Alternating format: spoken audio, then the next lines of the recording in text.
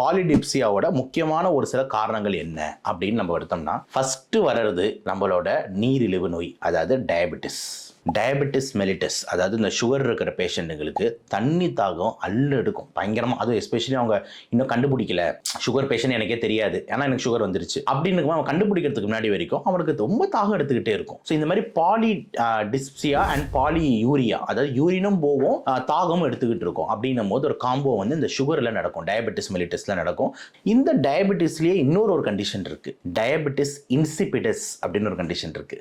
Diabetes mellitus தான் நீரிழிவு நோய். இந்த டயபெட்டிஸ் இன்சிபிடஸ்ன்றது கொஞ்சம் ரேர். ஆனால் இதுலயும் பார்த்தீங்கன்னா தண்ணி தாகம் பயங்கரமா இருக்கும். இது என்ன சார் நோய், எனக்கு கொஞ்சம் புதுசா இருக்கே அப்படின்னு பார்த்தீங்கன்னா, இதுக்கும் இன்சுலினுக்கும் சம்பந்தமான ஒண்ணுமே கிடையாது.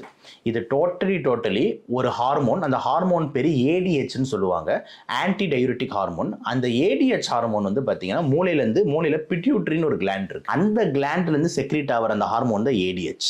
இது செக்ரீட் ஆகல, கம்மியா செக்ரீட் ஆகுது அப்படின்ற மாதிரி இருந்தது அப்படின்னா யூரின் ரொம்ப அதிகமா போய் அப்போ நம்மளுக்கு தர்ஸ்டினஸ் ரொம்ப அதிகமாக இருக்கும்.